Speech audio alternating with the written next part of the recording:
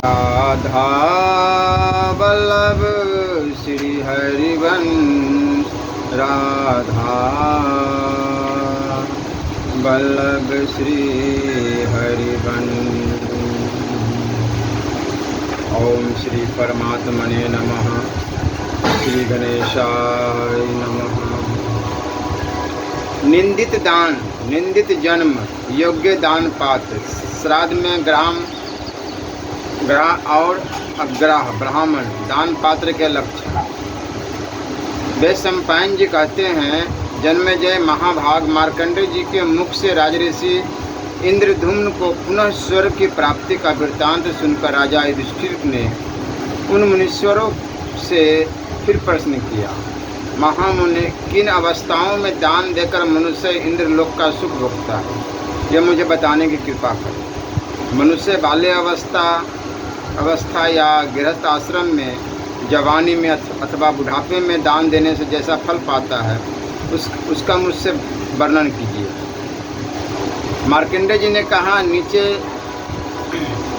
4 प्रकार के जीवन व्यर्थ है और 16 प्रकार के दान व्यर्थ है।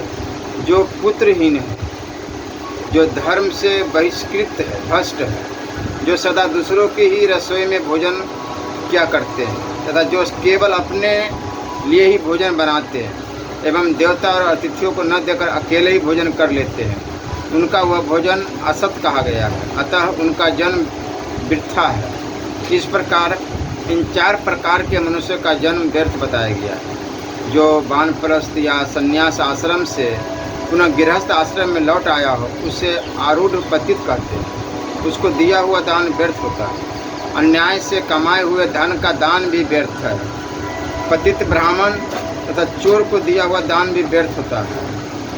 पिता आदि गुरुजन, मिथ्यावादी, पापी, कीटधन, ग्राम पुरोहित, वेद विक्रिय करने वाले, शूद्र से यज्ञ कराने वाले, नीच ब्राह्मण, शूद्रा के पति ब्राह्मण, सांप को पकड़कर व्यवसाय करने वाले तथा सेवकों और स्त्री समूह को दिया हुआ दान व्यर्थ है।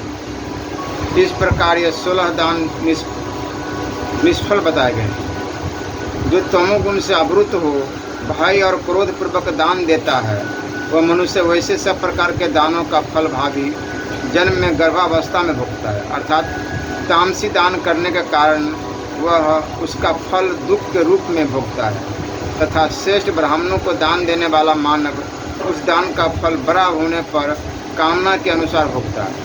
राजन, इसलिए मनुष्य को चाहिए कि वह स्वर्ग मार्ग पर अधिकार पाने की इच्छा से सभी अवस्थाओं में श्रेष्ठ ब्राह्मणों को ही सब प्रकार से दान दे।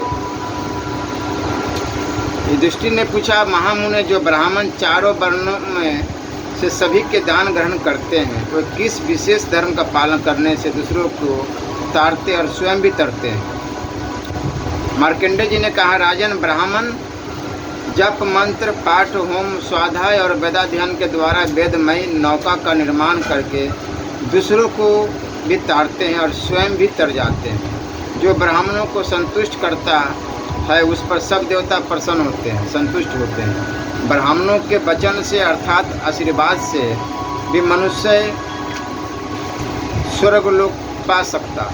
राजन, तुम पितरों और देवताओं की पूजा से तथा ब्राह्मणों का आदर सत्कार करने से अक्षय पुण्य लोक में जाओगे, इसमें संशय नहीं है। जिसका शरीर कफ आदि से भर गया हो, जो मर रहा हो और अचेत हो गया हो, उसे पुण्य में स्वर्ग लोक की प्राप्ति अभिष्ट हो तो ब्राह्मणों की पूजा भी करनी चाहिए। श्राद्ध काल में प्रयत्न करके उत्तम ब्राह्मणों को ही भोजन कराना चाहिए, जिनके शरीर का रंग घृणाजनक हो, नख काले पड़ गए हो, जो कोढ़ी और धुरुत हो, पिता की जीविका अवस्था में ही माता के बेविचार से जिनका जन्म हुआ हो, अथवा जो विधवा माता के पेट से पैदा हुए हो, और जो पीठ पर तरकस बांधे क्षत्रिय वृत्ति से जीविका चलाते हो, ऐसे ब्राह्मणों को श्राद्ध में प्रयत्नपूर्वक त्याग दे, क्योंकि उनको भोजन कराने से श्राद्ध निंदित हो जाता है और निंदित श्राद्ध यजमान को उसी प्रकार नष्ट कर देता है जैसे अग्नि काठ को जला डालती है।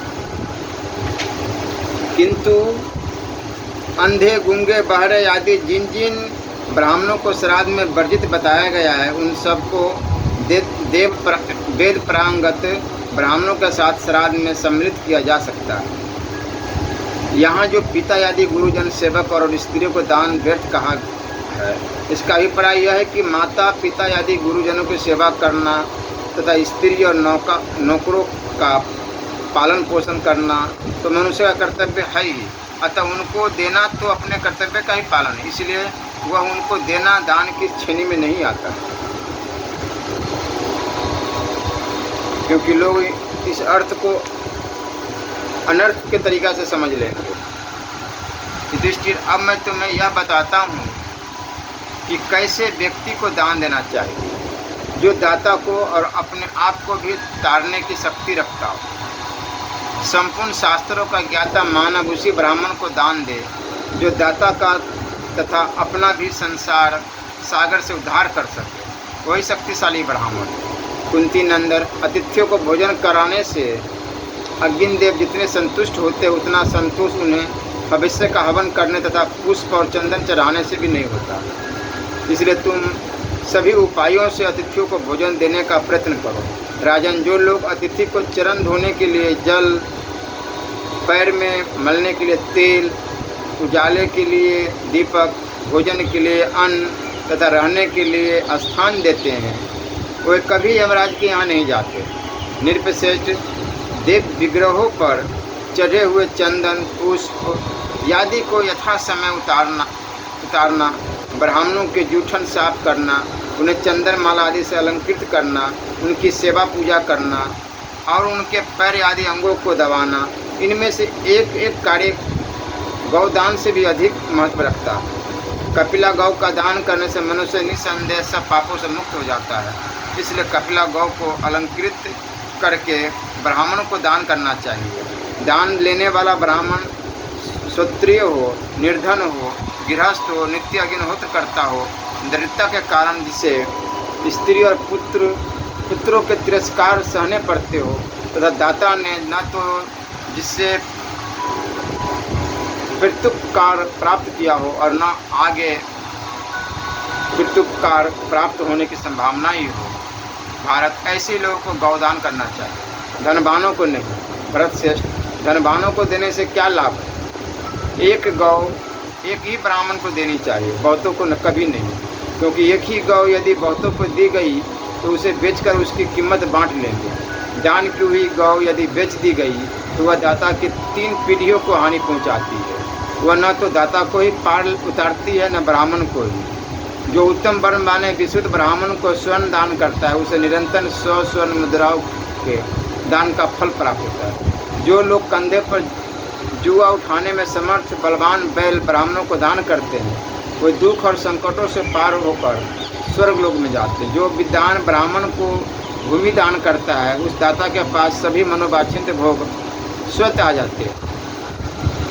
यदि कोई रास्ते के थके मंदे दुबले पतले पथिक धूल भरे पैरों से भूखे प्यासे आ जाए और पूछे कि क्या यहाँ कोई भोजन देने वाला है, उस समय उन्हें जो विधान अन्न मिलने का पता बता देता है वह भी अन्नदाता के समान ही कहा जाता है, इसमें संशय नहीं।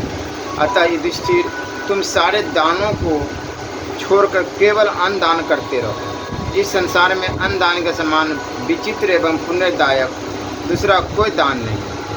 जो अपनी शक्ति के अनुसार अच्छे ढंग से तैयार किया हुआ भोजन ब्राह्मणों को अर्पित करता है, वह उस पुण्य कर्म के प्रभाव से प्रजापति के लोक में जाता है। अतः अन्न ही सबसे महत्व की वस्तु है, उससे बढ़कर दूसरी कोई वस्तु नहीं है। वेदों में अन्न को प्रजापति कहा गया है। प्रजापति संवत्सर माना गया है। संवत्सर यज्ञ रूप है और यज्ञ में सबकी स्थिति है। यज्ञ से समस्त चराचर प्राणी उत्पन्न होते हैं। अतः अन्न ही सब पदार्थों से श्रेष्ठ, यह बात सर्वत्र प्रसिद्ध है।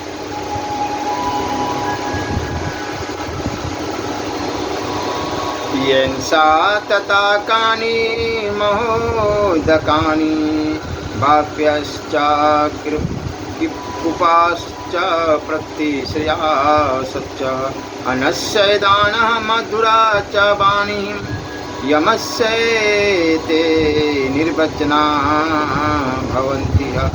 जो लोग अगाध जल से भरे हुए तालाब और पोखरे खुदवाते हैं, बावली कुएं तथा धर्मशालाएं तैयार करवाते हैं, अन्न का दान करते हैं और मीठी बातें बोलते, उन्हें यमराज की बात भी नहीं सुननी पड़ती है। अर्थात यमराज उसे वचन मात्र से भी दंड नहीं दे सकते। जो अपने परिश्रम से उपार्जित और संचित किया हुआ धन धान्य सुशील ब्राह्मण को दान करता है, उसके ऊपर वसुधा देवी अत्यंत संतुष्ट होती है और उसके लिए धन की धारा सी बहाती रहती है। अनंदा प्रथम यान्ति सत्यवाकम तदंतरम अयाचिते प्रदाता च समम यान्ति त्रयो जना। अन्नदान करने वाले पुरुष पहले स्वर्ग में प्रवेश करते हैं, उसके बाद सत्यवादी जाता है, फिर बिना मांगे ही दान करने वाला पुरुष जाता है। इस प्रकार ये तीनों पुण्यात्मा मानव समान गति को प्राप्त होते हैं। जन्मेजय वैशंपायन जी कहते हैं, तदंतर भाइयों सहित धर्मराज युधिष्ठिर के मन में बड़ा कौतूहल हुआ और उन्होंने महात्मा मार्कंडेय जी से पुनः इस प्रकार प्रश्न किया, महामुने, इस मनुष्य लोक से यमलोक कितनी दूर है, कैसा है, कितना बड़ा है और किस उपाय से मनुष्य वहाँ के कष्टों से पार हो सकते हैं, ये मुझे बतलाइए। यमलोकस्य चाधवान मनवंतर मानुष्य च कीदृश्य किम प्रमाणः वा कथवा तन् महामुने तरन्ति पुरुषाश्च किनोपायनम संशमे। युधिष्ठिर, तुमने ऐसे विषय के लिए प्रश्न किया है जो सबसे अधिक गोपनीय, पवित्र, धर्म सम्मत तथा ऋषियों के लिए भी आदरणीय है। सुनो, मैं इस विषय का वर्णन करता हूँ। महाराज, मनुष्य लोक और यमलोक मार्ग में 86,000 योजनों का अंतर है। उसके मार्ग में जल रहित शून्य आकाश मात्र है। वो देखने में बड़ा भयानक और दुर्गम है। वहाँ न तो वृक्षों की छाया है, न पानी है और न कोई ऐसा स्थान ही है जहाँ रास्ते का थका मांदा जीव क्षण भर भी विश्राम कर सके। यमराज की आज्ञा का पालन करने वाले यमदूत इस पृथ्वी पर आकर यहाँ के पुरुषों, स्त्रियों तथा अन्य जीवों को बलपूर्वक पकड़ ले जाते हैं। राजन, जिनके द्वारा यहाँ ब्राह्मणों को नाना प्रकार के यशो आदि वाहनों का उत्कृष्ट दान किया जा गया है, तो उस मार्ग पर उन्हीं वाहनों द्वारा सुख से यात्रा करते ही छत्र दान करने वाले मनुष्य वहाँ प्राप्त हुए छत्र के द्वारा ही भूख का निवारण करते हुए चलते हैं। अन्न दान करने वाले जीव वहाँ भोजन से तृप्त होकर यात्रा करते हैं, किंतु जिन्होंने अन्न दान नहीं किया वो भूख का कष्ट सहते हुए चलते हैं। वस्त्र देने वाले लोग कपड़े पहनकर जाते हैं और जिन्होंने वस्त्र दान नहीं किया है उन्हें नंगे होकर जाना पड़ता है। स्वर्ण का दान करने वाले मनुष्य उस मार्ग पर नाना प्रकार के आभूषणों से विभूषित हो बड़े सुख से यात्रा करते हैं। भूमि का दान करने वाले दाता संपूर्ण मनोवांछित भोगों से तृप्त हो वहाँ बड़े आनंद से जाते हैं। अब स्वर्ण दान किया जीवन भर आपने और कभी किसी को भूखा को अन्न नहीं खिलाया, तो फिर वहाँ स्वर्ण मिलेंगे जब ज्वेलरी पिन करके आप छम करोगे, लेकिन पेट में अन्न ही नहीं रहेगा तो किस काम की। इसलिए अन्न दान, जल दान, भूमि दान बहुत आवश्यक है। खेत में लगी हुई खेती दान करने वाले मनुष्य बिना किसी कष्ट के जाते हैं। गृह दान यानी घर दान करने वाले मानव विमानों पर बैठकर अत्यंत सुख सुविधा के साथ जाते हैं। जिन्होंने जल दान किया है उन्हें प्यास का कष्ट नहीं भोगना पड़ता, वे लोग प्रसन्नचित होकर वहाँ जाते हैं। दीप दान करने वाले मनुष्य उस मार्ग को प्रकाशित करते हुए सुख से यात्रा करते हैं। गौदान करने वाले मनुष्य सब पापों से मुक्त हो सुखपूर्वक जाते हैं। 1 मास तक उपवास व्रत करने वाले लोग हंस जुते हुए विमानों द्वारा यात्रा करते हैं। जो लोग 6ठी रात तक उपवास करते हैं वे मोर जुते हुए विमानों द्वारा जाते हैं। पांडुनंदन जो लोग एक बार भोजन करके उसी पर 3 रात काट ले जाते हैं और बीच में भोजन नहीं करते, उन्हें रोग शोक से रहित पुण्य लोग प्राप्त होते हैं।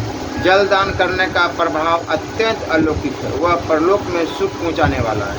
जो जल दान करते हैं उन पुण्यात्माओं के लिए उस मार्ग में पुष्पोदक का नाम वाली नदी प्राप्त होती है और उसका शीतल और अमृत के समान मधुर जल पीते हैं। महाराज, इस प्रकार वह नदी संपूर्ण कामनाओं को देने वाली, किंतु जो पापी जीव है उनके लिए वह नदी का जल पीप बन जाता है। अतः राजेंद्र, तुम भी इन ब्राह्मणों का विधि पूर्वक पूजन करो, जो रास्ता चलने से थक कर दुबला हो गया है, जिसका शरीर धूल से भरा है, और जो अन्नदाता का पता पूछता हुआ भोजन की आशा से घर पर आ जाता है, उसका तुम यत्न पूर्वक सत्कार करो, क्योंकि वह अतिथि है, इसलिए ब्राह्मण ही है, अर्थात ब्राह्मण के ही तुल्य है। ऐसा अतिथि जब किसी के घर पर आ जाता है तब उसके पीछे इंद्र आदि संपूर्ण देवता भी वहाँ तक जाते हैं। यदि वहाँ उस अतिथि का आदर होता है तो वे देवता भी प्रसन्न होते हैं, और यदि आदर नहीं होता है तो वे देवगण भी निराश लौट जाते हैं। अतः राजेंद्र, तुम भी अतिथि का विधि पूर्वक सत्कार करते रहो। यह बात मैं तुमसे कई बार कह चुका हूँ, अब क्या कहूँ। दृष्टि ने कहा, धर्मज्ञ विभो, आपके द्वारा कही हुई पुण्य में धर्म की चर्चा में बारंबार सुना था। मार्कंडेय जी बोले, राजन, अब मैं धर्म संबंधी दूसरी बात बता रहा हूँ, जो सदा सब पापों का नाश करने वाली है। तुम सावधान होकर सुनो। कपिलाया तु दत्तायाहं यतं फलः ज्येष्ठं पुष्करे ततः फलः भरतश्रेष्ठे विप्राणा पादधावने। भरतश्रेष्ठ ज्येष्ठ पुष्कर तीर्थ में कपिला गौ दान करने से जो फल मिलता है वही ब्राह्मणों का चरण धोने से प्राप्त होता है। ब्राह्मणों के चरण पखारने के जल से जब तक पृथ्वी भीगी रहती है तब तक पितर लोग कमल के पत्ते से जल पीते हैं। ब्राह्मण का स्वागत करने से, अग्नि उसे आसन देने से, इंद्र उसके पैर धोने से, पितर और उसको भोजन के योग्य अन्न प्रदान करने से ब्रह्मा जी तृप्त हो जाते हैं। गर्भिणी गौ जिस समय बच्चा दे रही हो और उस बछड़े का केवल मुख तथा 2 पैर ही बाहर निकले दिखाई देते हो, उसी समय पवित्र भाव से प्रयत्न पूर्वक उस गौ का दान कर देना चाहिए। जब तक बछड़ा योनि से निकलते समय आकाश में ही लटकता दिखाई दे, तब तक गाय अपने बछड़े को उन्नत योनि से अलग न कर दे, तब तक उस गौ को पृथ्वी रूप ही समझना चाहिए। युधिष्ठिर, उसका दान करने से उस गौ तथा बछड़े के शरीर में जितने रोएं होते हैं उतने 1000 युगों तक दाता स्वर्गलोक में प्रतिष्ठित होता है। भारत, जो सोने की नाक और सुंदर चांदी के खूरों से विभूषित सब प्रकार के रत्नों से अलंकृत काली गौ को तिलों से प्रच्छादित करके उसका दान करता है और उस दान को लेकर पुनः किसी दूसरे श्रेष्ठ पुरुष को अर्पित कर देता है, और सर्वोत्तम फल का भागी होता है। उस गौ के दान से समुद्र, गुफा, पर्वत, वन और कानों सहित चारों दिशाओं की भूमि के दान का पुण्य प्राप्त होता है, इसमें संशय नहीं। जो द्विज अपने हाथों को घुटनों के भीतर किए मौन भाव से पात्र में एक हाथ लगाए रखकर भोजन करता है, वो अपने को और दूसरे को तारने में समर्थ होता है। दान महाकल्याण बताया गया, मगर दान देना है किसी ऐसे पात्र को जो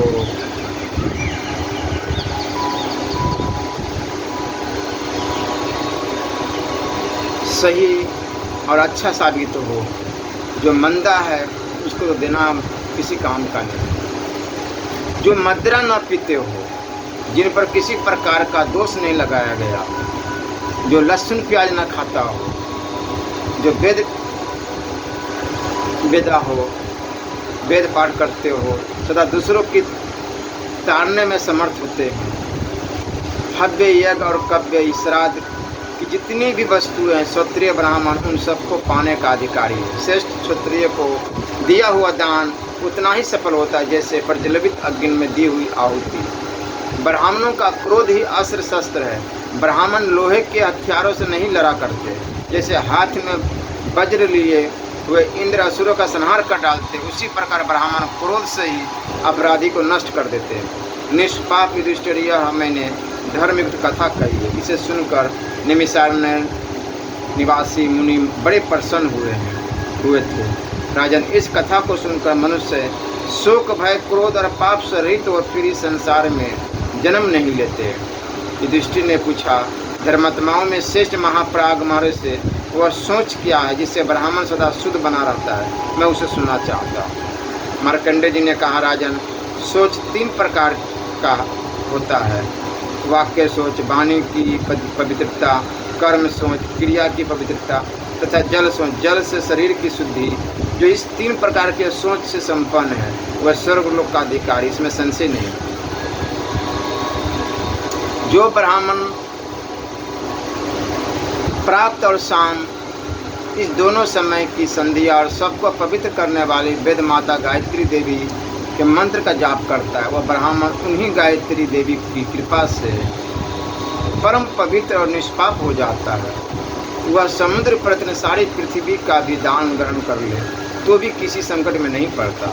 इतना ही नहीं, आकाश के सूर्य आदि ग्रहों में से जो कोई भी उसके लिए भयंकर होते हैं, कोई उपयुक्त गायत्री जप के प्रभाव से उसके लिए सदा सौम्य सुखद एवं परम मंगलकारी हो जाते हैं। भयंकर रूप और विशाल शरीर वाले समस्त क्रूर कर्मा मांस भक्षी राक्षस भी गायत्री जप परायण उस शेष द्विज पर आक्रमण नहीं कर सकते। वे वेद संध्योपासन ब्राह्मण प्रज्वलित अग्नि के समान तेजस्वी होते। पढ़ाने, यज्ञ कराने अथवा दूसरों से दान लेने के कारण भी उन्हें दोष नहीं छू सकता, क्योंकि वे उनकी जीविका के कर्म हैं। ब्राह्मण अच्छी तरह वेद पढ़े हो या न पढ़े हो, उत्तम संस्कारों से युक्त हो या प्राकृतिक मनुष्य की भांति संस्कार शून्य हो, उनका अपमान नहीं करना चाहिए, क्योंकि वे राख में छिपी हुई आग के समान है। जैसे प्रज्वलित अग्नि शमशान में भी दूषित नहीं होती, उसी प्रकार ब्राह्मण विधान हो या अविधान उसे महान देवता ही मानना चाहिए। 4 दीवारियों, नगर द्वारों और भिन्न भिन्न महलों से भी नगरों की तब तक शोभा नहीं होती जब तक वहाँ श्रेष्ठ ब्राह्मण न रहे। राजन, वेदक सदाचारी ज्ञानी और तपस्वी ब्राह्मण जहाँ निवास करते हो उसी का नाम नगर है। कुंती नंदन ब्रज गोपियों के रहने का स्थान हो या वन जहाँ बहुश्रुत विधान रहते हो, उसे नगर कहा गया है। वह तीर्थ भी माना गया है।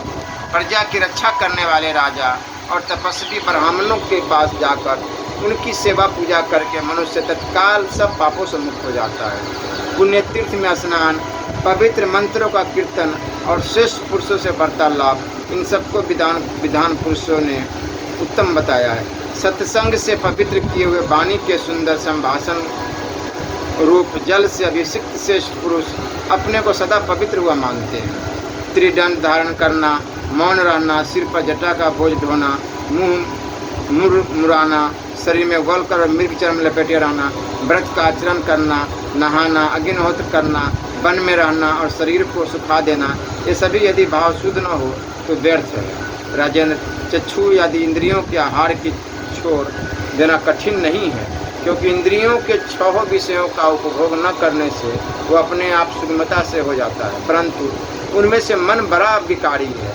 इस कारण भाव की शुद्धि के बिना उसको बस में करना अत्यंत दुष्कर है। जो मन, वाणी, क्रिया और बुद्धि के द्वारा कभी पाप नहीं करते हैं वही महात्मा तपस्वी है। शरीर को सुखा देना ही तपस्या नहीं है। जिसने व्रत, उपवास आदि के द्वारा शरीर को तो शुद्ध कर लिया और जो नाना प्रकार के पाप कर्म भी नहीं करता, किंतु जिसके मन में अपने कुटुंबी जनों के प्रति दया नहीं आती, उसकी वह निर्दयता उसके तप का नाश करने वाली है। केवल भोजन छोड़ देने का ही नाम तपस्या नहीं है। जो निरंतर घर पर रहकर भी पवित्र भाव से रहता है, सद्गुणों से विभूषित होता है और जीवन भर सब प्राणियों पर दया रखता है, उसे मुनि ही समझना चाहिए। वह संपूर्ण पापों से मुक्त हो जाता है। भोजन छोड़ने आदि से पाप कर्मों का शोधन हो जाता हो, ऐसी बात नहीं। हाँ, भोजन त्याग देने से यह रक्त मांस से लिपा हुआ शरीर अवश्य छीन हो जाता है।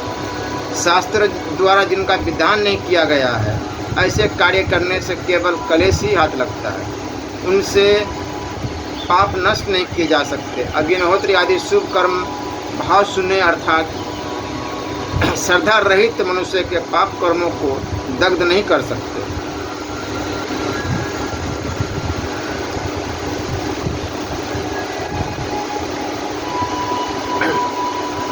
मनुष्य पुण्य के प्रभाव से ही उत्तम गति को प्राप्त होते हैं। उपवास से पुण्य और अर्थात निष्काम भाव से शुद्धि का कारण होता है। बिना शुद्ध भाव के केवल फल मूल खाने, मौन रहने, हवा पीने, सिर मुड़ाने, एक स्थान पर कुटी बनाकर रहने, सिर पर जटा रखाने, वेदी पर सोने, नित्य उपवास, अग्नि सेवन, जल प्रवेश तथा भूमि से करने से भी शुद्धि नहीं होती है। तत्व ज्ञान या सत्कर्म से ही जरा, मृत्यु तथा रोगों का नाश होता है और उत्तम पद मुक्ति की प्राप्ति होती है। जैसे आग में जले हुए बीज फिर नहीं उगते हैं, उसी प्रकार ज्ञान के द्वारा अविद्या आदि कलेशों के नष्ट हो जाने पर आत्मा का पुनः उनसे संयोग नहीं होता। जीवात्मा से प्रत्यक्त होने पर सारे शरीर काष्ठ और दीवार की भांति जड़वत होकर महासागर में उठे हुए फेनों की तरह नष्ट हो जाते हैं, इसमें संशय नहीं है। एक या आधे श्लोक से भी यदि संपूर्ण भूतों के हृदय देश में शयन करने वाले परमात्मा का ज्ञान हो जाए तो उसके लिए संपूर्ण शास्त्रों के अध्ययन का प्रयोजन समाप्त हो जाता है। कोई तत्व अथवा राम, कृष्ण, विष्णु, शिव आदि दो अक्षरों की परमात्मा तत्व का ज्ञान प्राप्त कर लेते हैं। कोई श्लोक पदों से अंकित अनेक सैकड़ों तथा सहस्त्रों शास्त्र वाक्यों से परमात्मा के स्वरूप को जानते हैं। जैसे भी हो, बोध ही मोक्ष का लक्षण है। जिसके मन में संशय भरा हुआ है उसके लिए न यह लोक है, न परलोक है और न भूख सुख ही है। ज्ञान ही मोक्ष का लक्षण है। यह वृद्ध ज्ञानी पुरुषों का कथन है। जब मनुष्य वेदों के वास्तविक प्रयोजन को जान जाता है तो वह वेद वेता मानव कर्म विधायक समस्त वेदों से उसी प्रकार उपरत हो जाता है जैसे मनुष्य दावानल से हट जाते हैं। वर्णों से संबंध रखने वाले परमात्मा तत्व को यदि तुम युक्तिपूर्वक अर्थात निस्संदेह भाव से समझना चाहते हो तो कोरा तर्क बात छोड़कर श्रुति या स्मृति के वचनों का आश्रय लो, क्योंकि जो उपयुक्त साधन का आश्रय नहीं लेता उसकी बुद्धि तत्व का निश्चय करने में समर्थ नहीं हो सकती। इसलिए जानने योग्य परमात्मा का ज्ञान वेदों के द्वारा ही यत्नपूर्वक प्राप्त करना चाहिए, क्योंकि वह परमात्मा तत्व वेद स्वरूप है। वेद उसका शरीर है। उस परमात्मा को सहज भाव से प्राप्त कराने में वेद हेतु है। यह जीवात्मा स्वयं समर्थ नहीं, क्योंकि वह तत्व वेद का भी वेद है, अर्थात जानने में बड़ा ही गहन है। देवताओं की आयु और कर्मों का शुभाशुभ फल इत्यादि बातें वेद में कही गई है। उसके अनुसार ही देहधारियों का प्रभाव संसार में प्रत्येक युग में फलित होता है। अतः मनुष्य को इंद्रियों की शुद्धि के द्वारा इन विषयों भोगों के त्याग देना चाहिए। यह इंद्रियों की निर्मलता और निरोध से होने वाला अनशन विषयों का अग्रहण दिव्य होता है।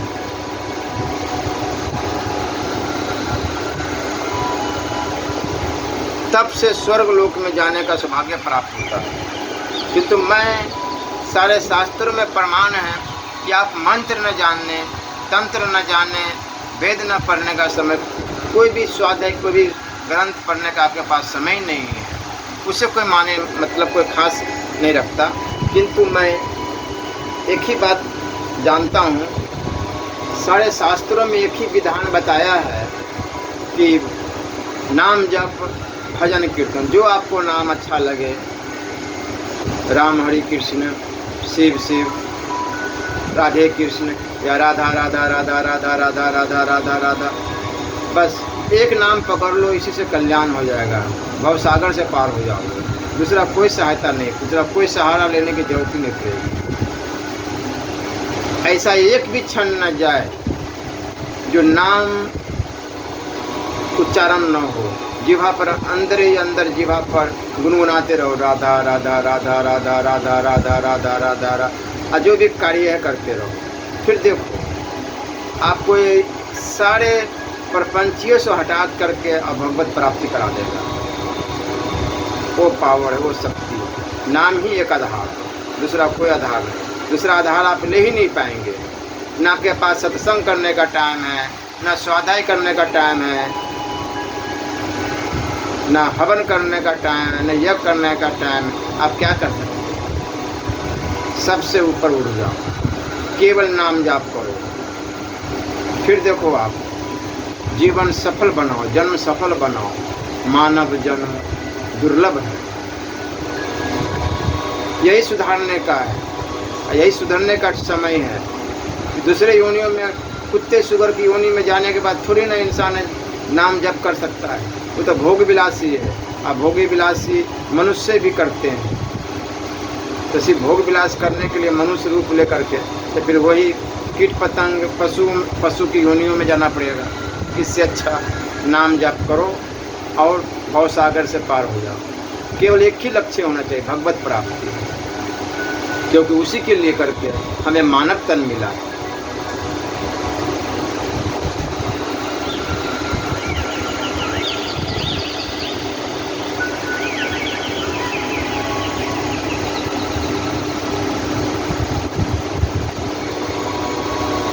श्री राधा वल्लभ लाल की जय।